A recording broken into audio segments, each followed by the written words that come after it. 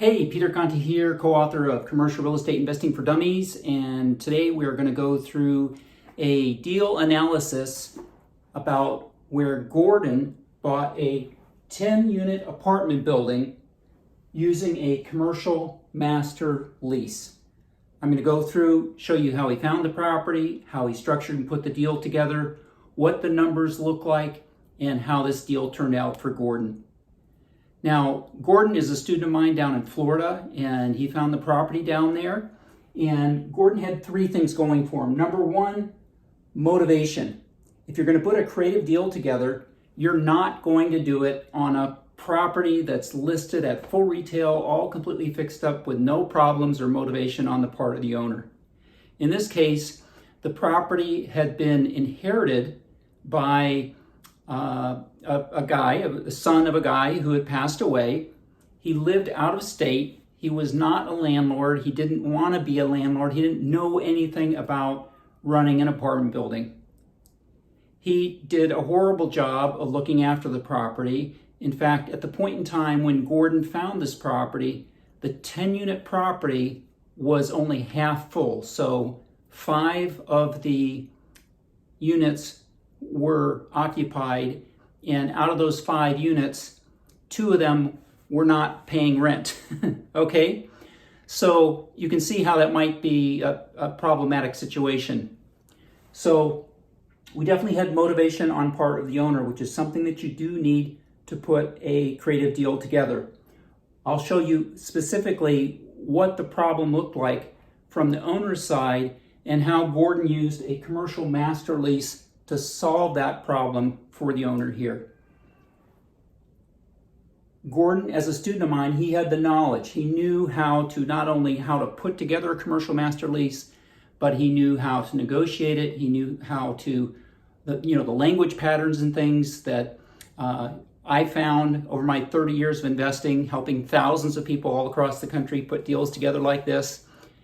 There's language patterns that work when you're negotiating these deals. He knew how to use those, and he used those in putting this deal together. So he had the knowledge available.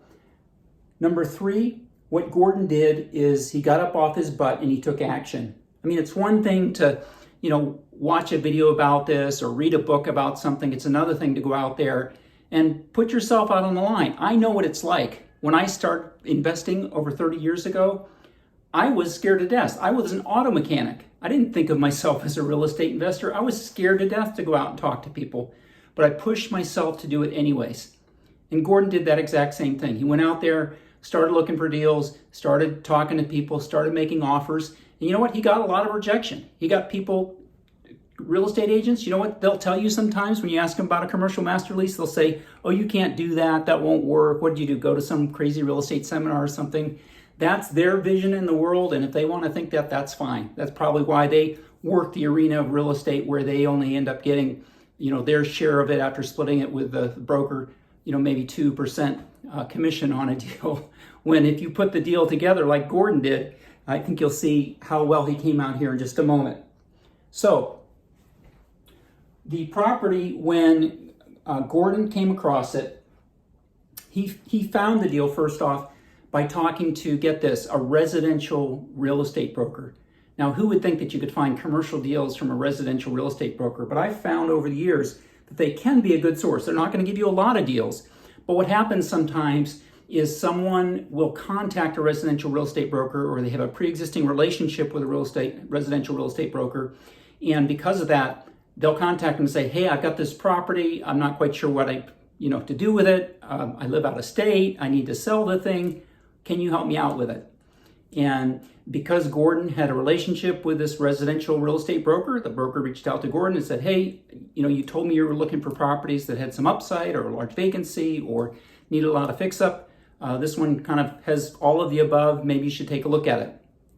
So when the deal was put together, let's take a look at what it looked like so you can understand real clearly what the problem is that we're facing here.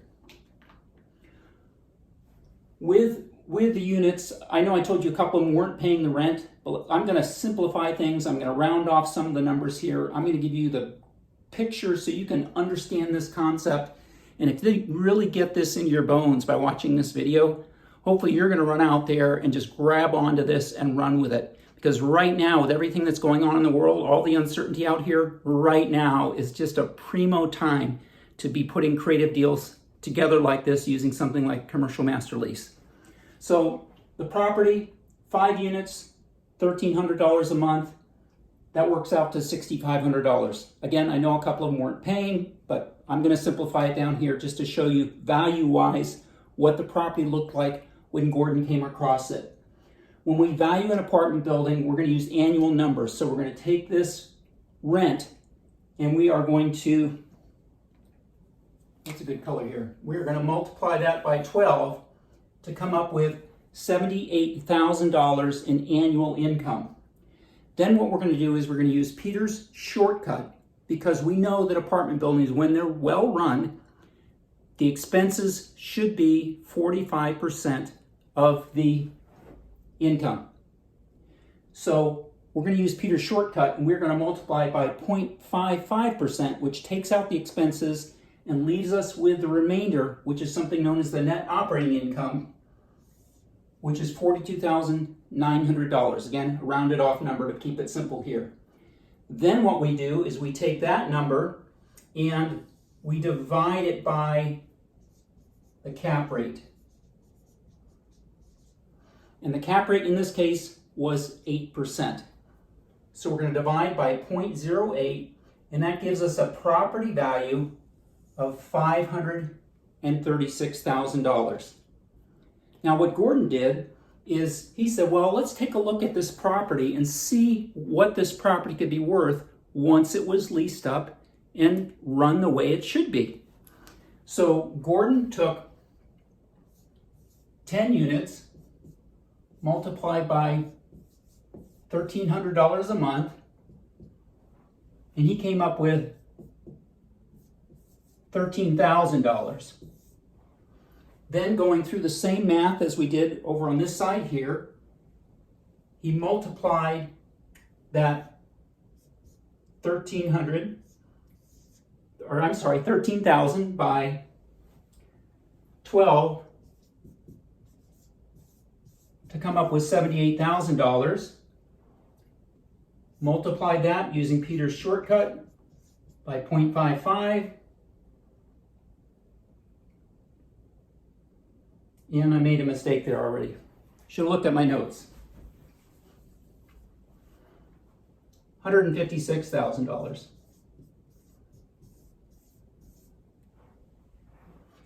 Then he multiplied that by 0.55 to get his net operating income of $85,800. And then divided by the cap rate, 0.08. To get the value of $1,072,500. Okay? Do you see the difference here? The property as it sits right now, it's only worth $536,000. The property, just running it correctly, like the business like it should be, leasing up, sure, there's probably a little fix-up, cleanup involved in the process. It's going to take some time to do that. It's not going to happen overnight. But Gordon knew if he had the time to get that property turned around, he could get that property to where it's worth over $1 million if he had the time to do it. So what Gordon put together was he put together a commercial master lease. And the three things that you need to agree on for a commercial master lease are, number one, a payment. I'm going to squeeze all of this right in here. Put myself a box right here to squeeze the deal in. They were only getting $2,000 a month at this point in time. The property was free and clear, so there wasn't a mortgage to pay. But on average, the owners of the property were getting about $2,000 a month. Gordon looked at the deal and he said, well, I know I can get that up pretty quickly. I'll come in, instead of $2,000 a month, I'm going to pay you $2,500 a month. I'm going to do that over 1 year. So we have a payment of $2,500. We have a term of 1 year. And he said, for the price, I would like the option at any point during the time of that year to buy the property for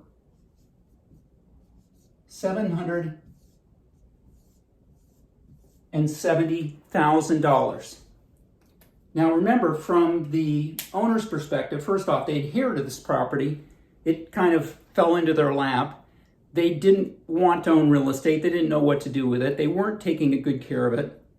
If they were to sell the property just outright, have a cash sale, they'd actually be lucky to get about $500,000 for it. It was worth $536,000. The problem with a property that's half vacant and a couple of the tenants aren't paying the rent is that any lender that looks at that property is not going to be very comfortable at all providing the funding to buy that property. So the only buyer for a property like this, buying it conventionally, would be someone who came in with all cash, or someone who had the strength and the ability to, on a line of credit, or somehow borrow that money against some other assets of theirs and come in and buy it for $450,000, something like that, is the only other option from the seller's perspective. So Gordon was able to say, I'm going to pay you a little more. You were getting $2,000 a month, roughly on average, over the previous year. I'm going to pay you $2,500 a month. I'm going to pay that to you every month over the next 12 months for the next year. And then at that point in time, I'm going to pay you $770,000 when I take title for the property. Gordon figured he would refinance the property at that point in time. The property is going to be worth over $1 million, maybe even higher than that, maybe 1.1, 1.2 million if Gordon did some of the other things that he could do to increase the net operating income of the property. That's beyond the scope of this video, but that's certainly something we do with apartment buildings like this. And then Gordon was very smart with this because he had me as a mentor. He said, Peter, what do you think of this deal? Is there anything you think I should do differently? And I took a look at it. First, I congratulated him. I said, way to go, Gordon. I'm proud of you for getting out there and putting this deal together. The one thing that I would do is, if the seller is willing to go 1 year, I bet they'll go longer. So I told Gordon, what you need to do is get this up to 6 years. And there's some specific language patterns that I told him to use that we've used. I mean, I've done thousands of deals over the past 30 years of my investing, because I've done both my own investing, I've taught people all across the country how to put these deals together, and I've not only had a lot of fun with it, I've had a lot of experimentation and practice where I developed some unique language patterns that generally help you to get the result that you want. So what he ended up with was payment $2,500, 6-year term, $770,000 option price. And what this extra time here is, that just gave him the ability to basically have really nice owner financing in place. His payment is only $2,500 a month. He's going to have good cash flow on the property right away once he gets it, a couple units leased out. And then he's able to use some of that cash flow from the property to continue to improve the property, and maybe bump the rents up a little higher, make it a really solid property, end up making even more money on it than if it was a short-term commercial master lease deal. So I hope you can see in this case study of a 10-unit apartment building commercial master lease deal how it makes sense for an owner in this situation where they've got a property. It's half vacant. It's across the country from them. They don't know what to do with it. They're probably up worrying about it at night, right? And then here comes Gordon along with, hey, I'm going to pay you a little more than what you were getting.